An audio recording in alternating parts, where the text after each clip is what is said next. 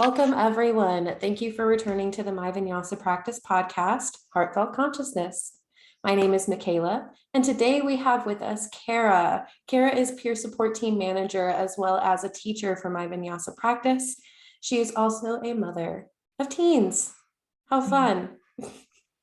Kara, how are you Definitely. today? I'm good. How are you, Micaela? I'm good. Thank you. So let's just jump right into it. So tell me a little bit about what it's like parenting some teens. Yeah, where to begin with that? It's quite the journey. So my oldest, I have four. My oldest is 23. Then I have a 21-year-old, a 16-year-old, or an almost 16-year-old, and an almost 13-year-old. They both have birthdays in the next couple of weeks. It's a little strange that my oldest is now older than I was when she was born. Weird to think about. So I often tell my older two, hey, give your mama some grace. I was still growing up trying to figure out my place in the world too when y'all were little. So Yeah. yeah, I have homeschooled all four of them all the way through. All the way through? Since kindergarten, since preschool. Yeah. What? I didn't realize it's been that long. Yeah, so my older two, of course, are graduated and the younger two are still in school. But there was a point in time where I had a high schooler, junior higher, an elementary school age, and a preschooler all at one time. So that was an exciting stage of life. It's a little bit different now that they're older and can do a lot more independently. I came to yoga really during my pregnancy with my 16-year-old. That's when I really and truly. Your second or your third? That's my third. Your third. That's when I really fell in love with the practice. I had between her and her older brother, between my older two and my younger two, I had several losses. So it was a very stressful, vulnerable time for me. Her pregnancy was, and so yoga just really kind of saved me in that sense then. And I knew then that my purpose was going to involve sharing that and sharing mindfulness and just that mind-body integration in some way with my children and with my community. So yeah. Wow. Okay. So tell me what that looked like for you, mindfulness during that pregnancy with your 16-year-old. Were you just relishing in the experience, or what did it look like? I think I was just trying to keep my sanity, honestly. It was extremely stressful. Yeah. And so that was a way to connect, to find that mindfulness, to be in the present moment, to just breathe. Yeah. To just bring all those principles together and make it through. Yeah. So. Wow. Breathe. Absolutely. All right. Yeah. Do you have something you wanted to say? I was going to ask you more about homeschooling. Oh, I was just going to say, really and truly, homeschooling, parenting in general is really just, it's the perfect environment to put all this mindfulness and yogic principles to work, like in the trenches. It really is. So I can imagine, and I feel like it's one of the most important, because you're framing and creating adults who need to be in the world, with other people. Right. That kind of reminds me of what Candace was saying. She was like, it's the perfect way to kind of apply all of, she calls it, her colors from her color palette instead of tools from her toolbox. So what is that? Oh, that's a great word picture. I love know, that. Isn't it? That is, it really is. Yeah, I think she's right. It is. And I've always said that you learn as much from them as they learn from you. And it really is.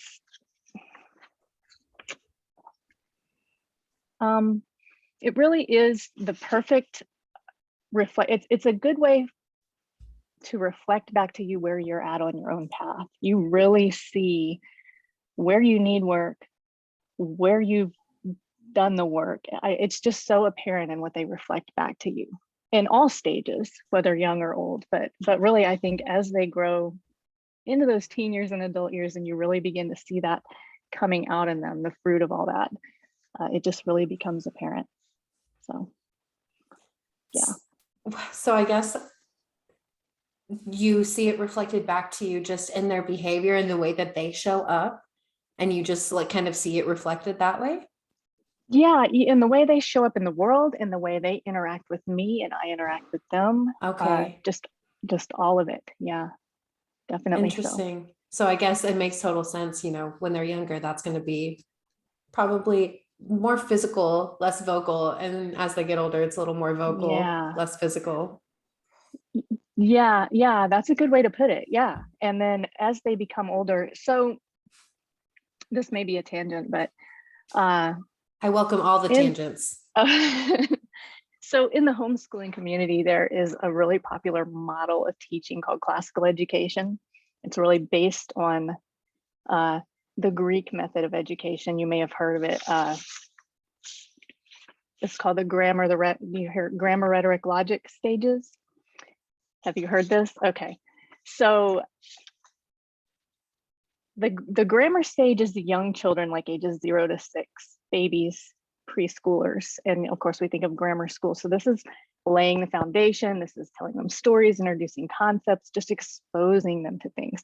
Then comes the logic stage, so-called. So this is the understanding stage. This is like, say, ages like 7 to 10, 7 to 9. This is why and how. And so every parent knows this, like that's the why this, why that, why, how does this work? You know, where did God come from? Why are there mosquitoes? All these kind of questions, you know, and this is when they begin to have, though, that analytical thinking. They can kind of begin to process things. Then you hit the rhetoric stage, which is the wisdom stage. That's like ages 10 plus. So you're hitting junior high, high school, teen, adult years. And this is where the rubber meets the road. The application starts to come in. They begin to be able to communicate with other people. So this is when you really start to see the blossoming and blooming of all that foundation you laid before. So it's really kind of cool. So The wisdom stage. I love that.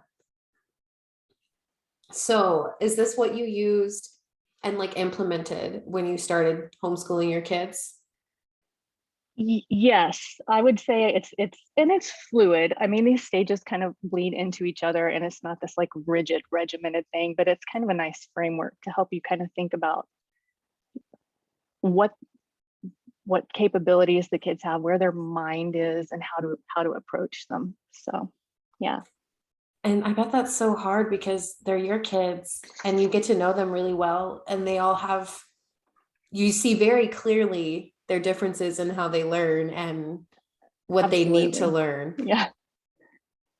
Yeah. How hard There was is no that? one side. I had this wonderful idea when my oldest was young, and I decided that I was going to homeschool, that I was going to pick the perfect like materials and curriculum and have it all laid out. And then I was just going to like go through it with her, and then I'd go through it with her brother, and then, you know, just recycle it. And it has been completely different with every single one of them. I think anyone that has more than one kid, or anyone who has siblings, knows that that's not how the world works. There has to be individuality there. There has to be autonomy there. There has to be communication there, and that's different for each child. And again, that's where you bring in these mindfulness principles, and that's where you take your yoga off the mat and apply it to your interactions with your kids.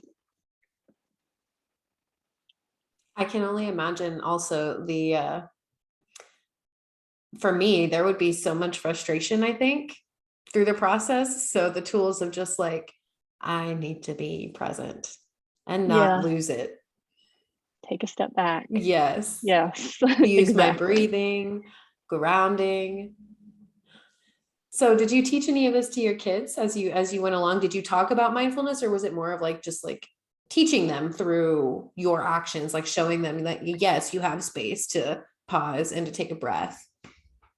I think early on, a lot of it was just through actions, and then it became more intentional and more put into words the older they got, and the more I became comfortable with being able to express that and integrate that into my own life too, because you know, I didn't always do a really great job of that, but Yes. And I mean, that's part of the practice, right? Learning and doing yes, better when we know exactly. better.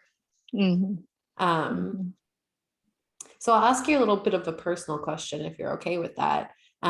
Sure. So what did it look like incorporating yoga with your third pregnancy, and I'm assuming you kept your personal practice into your fourth as well, and obviously beyond, because you're here and you teach and all of the great things. So how do you feel that changed what it looked like with your first two kids versus your second two? How it changed the way I approach things with the second two Everything. Yeah, versus just the like, first two. yeah. Yeah. Oh gosh, where to begin with that? Is a very different approach in a lot of ways. With the first two, I wanted to be the good parent. And I thought I was well equipped, and I was, compared to a lot of, I read all the books, and knew what I did and didn't want to do. But I always operated, I was raised in an environment where you didn't necessarily trust your instincts or your body or your heart. It was all your mind and what's proper and what's right.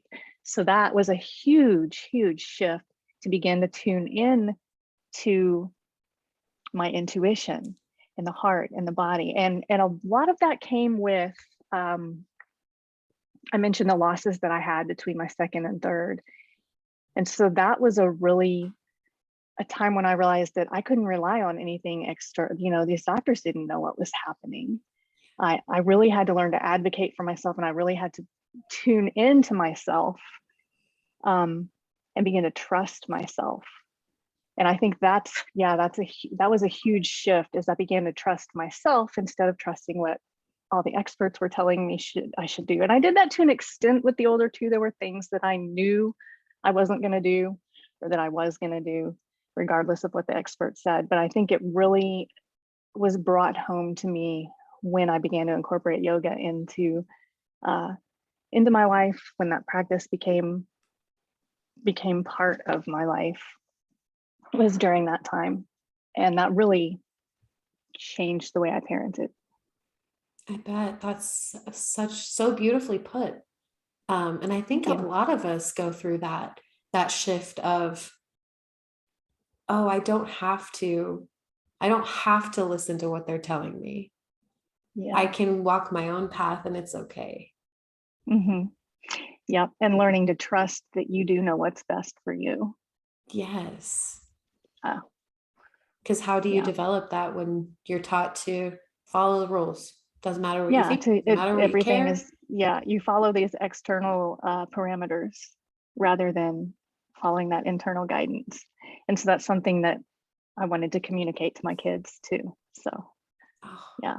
How do you just have candid conversations with them about this? Is it something you do when you'll go on your beautiful nature walks?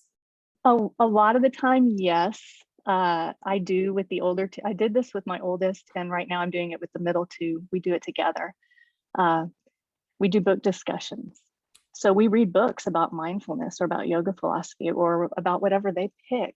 And we try to do it once a week. It's not like super duper structured, and just like go have coffee or go get a treat and discuss whatever few chapters we've read in the previous week. And we get off on tangents, but it's just really cool to interact with them and to see how their minds are working and how they're processing, and to get to be even vulnerable with them myself a little bit and tell them, look, I don't know all this either. I'm still figuring it out as I go too. So that's one of my favorite things to do. That's such a beautiful thing to do. Like, what a beautiful gift. And not only are you building memories, but you're getting to learn about them and learn about yourself, I'm sure, as you sit and listen to them. Yep. Wow. Yeah. What are y'all reading right now? Right now, we are reading The Four Desires by Rod Stryker. How is it going? Is it good? It's very good. I had already read it myself, and I told them, I said, I think this would be great for us to read together, because it takes those principles of yoga, and he kind of translates it into kind of non-yogic lingo, if you want to put it that way. Yeah. To where a person who's not familiar with all the yogic terms could still read it and understand what he's saying. And it's just laid out definitely layman's terms. We're not as far into it as I would like, because my son has had performances these last few weeks. I was telling him today, I was like, we haven't had our book discussion in like 3 weeks. So we'll get back to it soon. But I love the way the book is structured, and I thought it would be good for him as he tries to navigate, you know, he's 21. COVID hit right after he graduated. It really has kind of knocked his plans out of the water. And so he's been trying to get his feet on the ground and figure out his direction in this new environment that we have, and so forth. So I thought it'd be good for him and for the 16-year-old too, because it starts out with having you come up with a Dharma statement and then apply these different it's a really cool way to work through. I thought, if only someone had, you know, taught me these kind of things when I was that age. And that is the work. Oh gosh, breaking yeah. generational cycles. Yes, absolutely. Beautiful. I love that. What a tough time to graduate and essentially like step into adulthood as far as in the middle of this. Yeah. Yes. Yeah. And he dances, right? Yeah. Mm-hmm. I can't imagine how that affected that. Yeah. They went through a long period of time where they couldn't even really perform on stage in front of an audience, which is strange, but yeah. How did he handle all of that? Has the mindfulness helped? It has. And he went through a pretty kind of dark period where he just really didn't know what to do with himself. Yeah. He got a job, you know. And that's really when the book I reinstated the book discussion. We hadn't done that in a while. And I said, let's get a book and read it together. And so we started with Buddha's Brain, which, do you know that book? That's on my to read list. I haven't read it yet. I've heard great things. So, you know, and that's what the book's about, mindfulness and meditation and all of this. And he really enjoyed it. And so then on the next book, my daughter was like, well, I want to read a book too. I wanted to begin reading one with her too. And I thought, do I have time to read one with her, read one with him? And he said, well, why don't we just all three read one together? And then I said, I don't know if this next book, you know, she's younger. I don't know if she's ready for this one. And he said, well, Kindle is pretty mature for her age, Mom. Don't tell her I said that. So did you just say your little sister's mature for her age? So, but it's been good really to have both of them together. It's been really fun. That is so sweet. I love all of that. That just makes my heart so warm. How sweet. Oh my goodness. Okay. So, and your youngest is about to be 13? Yeah, at the end of this month. How does that feel? You have a 13-year-old. Yeah, it's a little odd to think that the baby is going to be 13 and that, like, my youngest child is now a teenager. Makes me feel a little. My mom said the same thing. How funny.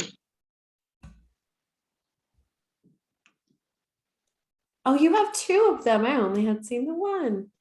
There's actually three. I love 13.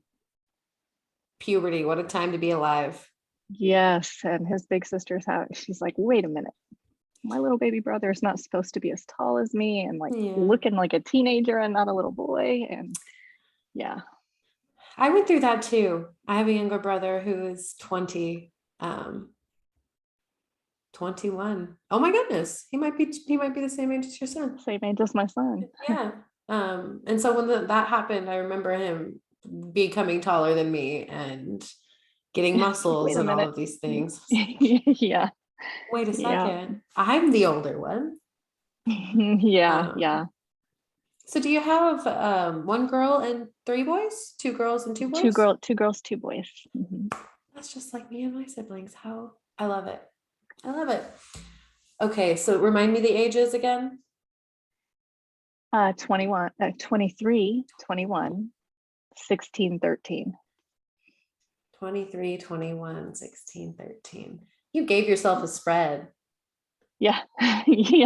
Yes. 10 years between the oldest and youngest. Not that I planned it that way, but that is how it worked out. So and it worked out how it was supposed to. So exactly. Yeah. Oh, so are they your 13-year-old entering high school soon? He will be next year. Or, well, he's got one more year before high school, actually. Oh, goodness. How does that change homeschooling? It becomes a lot more self-directed, or at least the way I do it. It becomes a lot more self-directed. Okay. And not as hands-on in terms of what I'm doing. I'm not sitting over them and teaching them per se, like in a classroom. Yeah. I'm giving them assignments. I'm checking their work. I'm having discussions with them about what they're doing. I'm allowing them to make some choices about what they want to study, what books they want to read. That's a big thing, and that's a big thing all through parenting. But I think it becomes more and more apparent the older they get, is that need for autonomy. Yeah. So I bet that's hard. it is, but it's also, I think it's empowering for the children, but I think it's also empowering for the parents to realize that we don't control them. We don't have to control them. They are their own people, their own individual human beings. I never thought about it from that perspective, but that makes a lot of sense. A little bit of relief, like, I've done my job.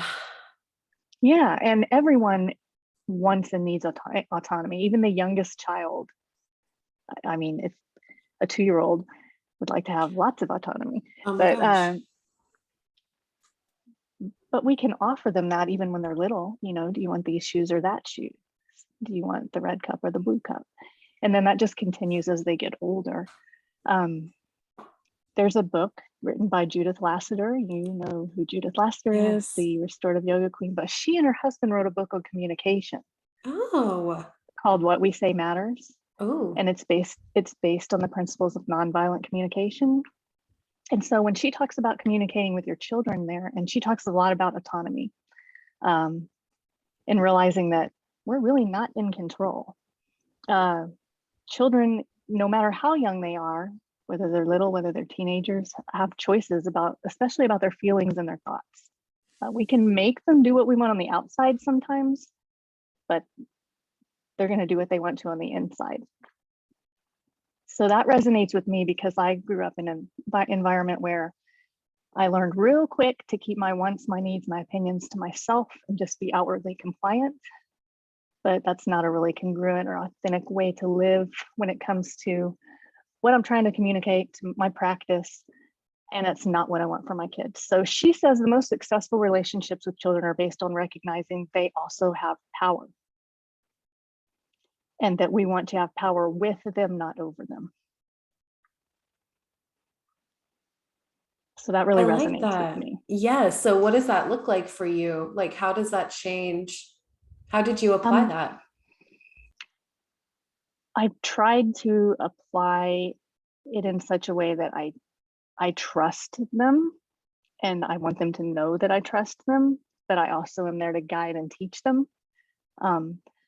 I want them to trust themselves, to learn, like we talked about before, to tune into their bodies, their hearts, their intuition, to make their own wise choices. That I'm not going to make all the choices for them. I'm not always going to be there to tell them what to do. They need to know how to internalize that and know how to make those decisions themselves, to make wise choices. That does not mean that I give up my responsibility to protect and guide them. You know, if my 3-year-old is in the street and there's a car coming, I'm not going to try to reason with them and ask them to make a wise choice and come back to me. I'm going to run into the street and grab them. And with an older child or a teenager, if they're doing something illegal or life-threatening, then I'm going to exert some power or authority over them, and I'm not going to. I mean, I'm still going to use those principles of giving them autonomy, but there are certain situations where you're still the parent and you're still responsible to protect them. But within those parameters, give them what autonomy you can. Give them the opportunity to show you that they can make wise choices and to learn how to make wise choices and to allow them to even fail and stumble sometimes, because otherwise, how else are they ever going to learn? I have to practice a little bit. I love that. It is. It's part of the practice, all part of the practice. Yes. We're always in the practice, even when they're younger. We all were, your kids are more aware of it because they have you to kind of guide them to like Right. be aware. How Mm-hmm. lovely. What a gift they have in you. Oh, thank you. You're giving them such valuable tools that like you said, I wish that I had learned when I was that Yeah, age. just a way to approach. It's a whole different way to approach the world. That I hope I am very imperfectly communicating to them. They need to see a mom who is not perfect, but is also not a martyr, who does everything for them and makes all the choices for them and protects them from everything.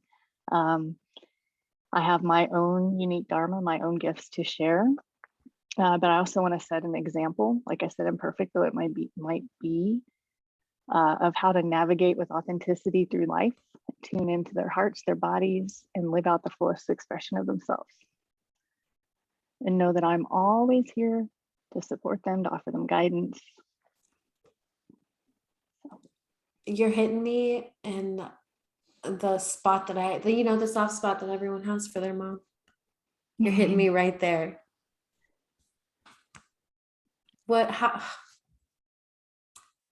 Sorry, I'm trying not to cry. Oh, that was so great. I mean, there's really no words for it.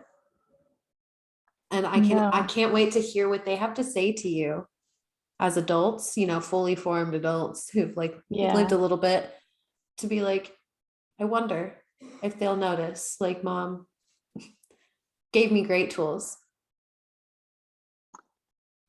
I hope so. Yeah, I hope so. I did get my oldest told me a while back, and I've done a lot of work even in just this last 6 years. And we were talking, she'd called me and was talking to me about some pretty personal stuff that I probably would have never discussed with my mother. And she said,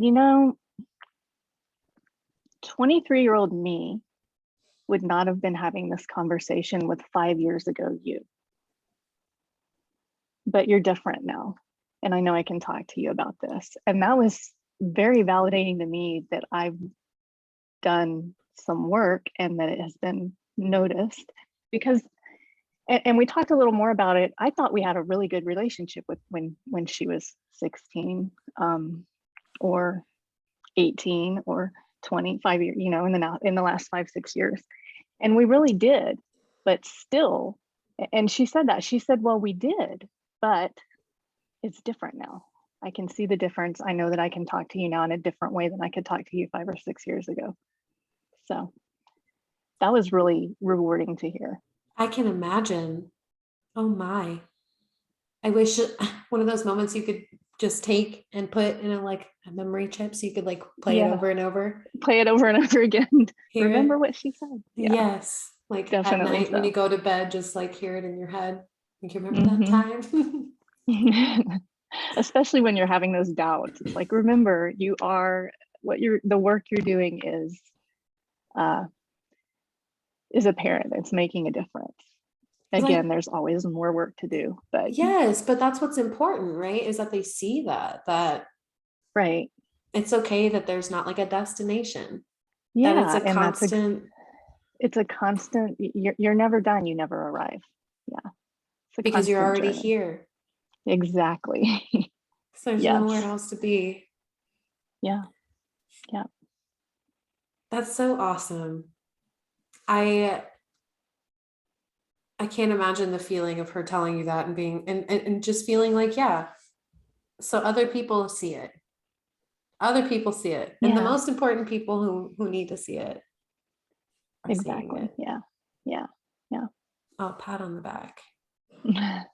Not that you and need the validation. Right. It's not about kudos for me or validation for me, but it's about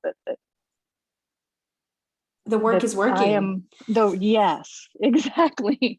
That's what I was about to put it. Similar terms to that. Yeah. That I'm communicating to them what I'm trying to communicate to them is getting across. Yes. That they're getting it. Yeah. Even if it's not how you want it to be every time. But that's a great time to Exactly. practice that non-attachment, right? Yeah. Let it show up as it Yeah. shows up. Right. Right. And it does, you know, they've all done yoga. We've done yoga as part of our homeschool. And of course, coming up in dance, they've all been exposed to, they, they've all done yoga. In that context, and my oldest works at a school for autistic kids, and she just enrolled in our 200 hour, and she's going to then move on to our children's certification because she wants to have that in her toolkit or her palette for her work with kids. Yeah, she thinks she's really excited. I am giddy. That's goals right there. Like your daughter is following in something that means a lot to you. Yeah. And then my son has talked about doing the training too. I don't know. He's toyed with that idea too. So it is the practice is it's working, I guess. It's apparent. They're getting it. Yeah. And that's what we look for. That's what we build awareness in class for, right? Just being able to stop and compare. Yeah, it is different.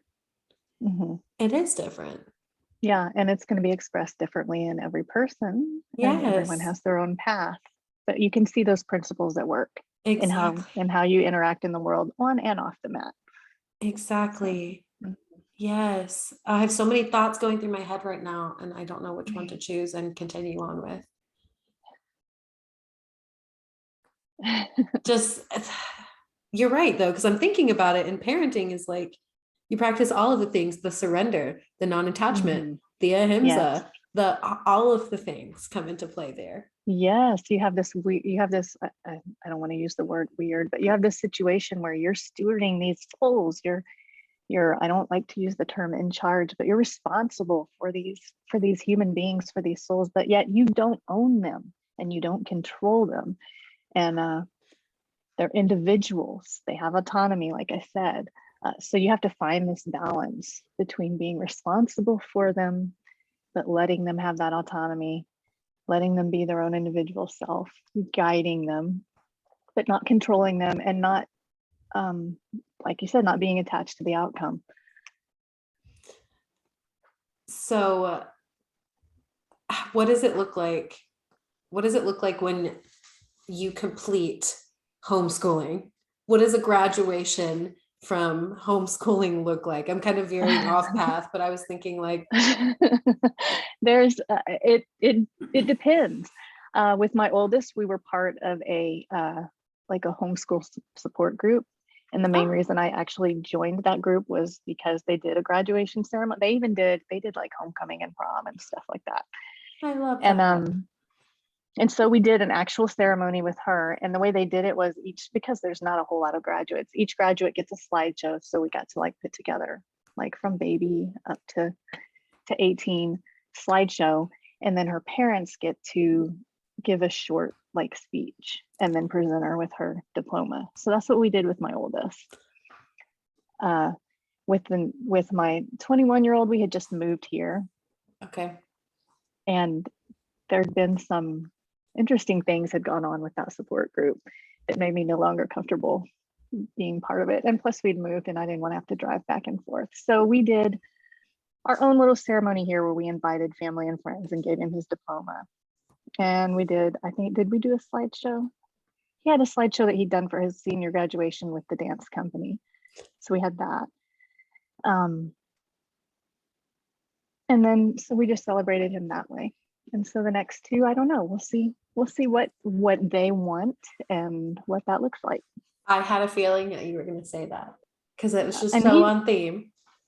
And he wasn't that worried about the group anyway, because he wasn't close friends with a lot of the other kids in that group, like his sister had been. So again, there you go. That's that individual thing. It's not a cookie cutter thing. It's like, what works for you? What would be meaningful to you as you graduate? Yeah. And then that's what we'll do. Yeah. So, I mean, so how do you not lose yourself, like, and your individual self while you're doing all of this? Not only raising kids, but also working, and it's tough. It really is. And I think I came close to doing that for a while, especially when I was in the thick of it with all 4 of them still at home and all 4 of them still in school. It's really hard to not begin to just lose yourself in that, I don't know if identity is the right word, but in that responsibility and that identity. And again, that's where the practice comes into play, where you bring yourself back, whether it's on the mat, off the mat, and you come back to that present moment and you come back to yourself and you tune back in and you find yourself. And you have to keep returning there over and over and over again, because it will keep pulling you out and pulling you all different directions. So that's where the practice really hits home and becomes valuable and helps you stay. I lost the word I was going to use.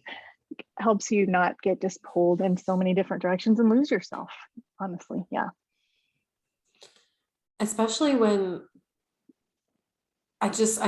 they're so far apart, and like you're saying, you had to like create new curriculum based on the kid because they're different. And we can see in public school that it doesn't work well when you give them all the same packaged thing. Right, exactly. And that's one of the reasons that I decided to go down that path, even though I don't know that I knew what I was in for. I knew that I didn't like the school district and school system where we lived. Yeah.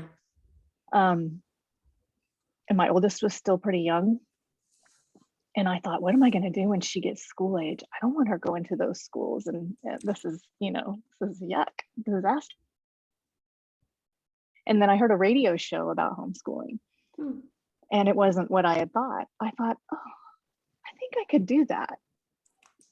And I really liked that idea that you can tailor it to your child.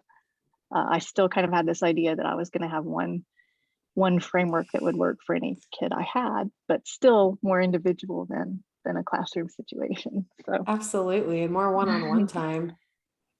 That's what's key. Yeah, that's a lot of it, is that connection. Yeah, being seen, heard, and connected to. Yeah, exactly. I have so many more questions for you about different topics, and so we're gonna have to have you back on so I can ask you about them separately. Oh, absolutely. But I'm taking note because I want to have you back on. Any final thoughts, feelings you want to share about parenting, mindfulness, yourself, anything at all? I think we hit, I mean, like you said, there's so many bunny trails we could go down. We could keep talking about multiple different tangents. I think it boils down to, like I said, whether parenting is your path or not, it's one path to put all these principles into practice and to really bring it home in yourself. Like I said, you're shaping these individuals, but it's also shaping you. And like we talked about, it helps you keep that, it anchors you. I guess the practice anchors you so that you're able to do the work with your family, with your kids, and then still come back to yourself. So I think that's the main things. It's about anchoring yourself and letting your kids shape you while you shape them, while still not losing yourself in them and not controlling them. So it's this beautiful integration and connection, but still keeping that autonomy for yourself and for them. You know what I'm thinking of? That's making me think of the whole idea of us all being connected, just being independent iterations. Yeah. And if you said anchor, and my mind immediately went to like some visualization, like you're an anchor, your kids are an anchor, and you're like teaching them how to be anchors and like moving through the waves of life. So like all of this comes to mind. Yeah, that's a great picture. It's a beautiful metaphor from your words. Yeah. Yes, that's beautiful. An anchor. I love that. Thank you so much, Kara, for sharing your wisdom, for sharing your vulnerability, your time, your stories, and thank you to your kids inadvertently for, being a part of our podcast today. Yes, and letting me share little tidbits about them that they may Yes. not appreciate that I shared. But You know what? It's all in love. We love them so exactly, much. yes. They're part of the MVP family. Absolutely, yes. And thank you for holding space for me and letting me ramble. And, that's how these go. There were conversations, and I hope that the listeners feel that they were just sitting here with us and having a chat. I love that. It has been such a pleasure. I'm so thankful to you for your time. Yes, so thank you to the listeners for listening, and we'll see you again next week. Ta-ta.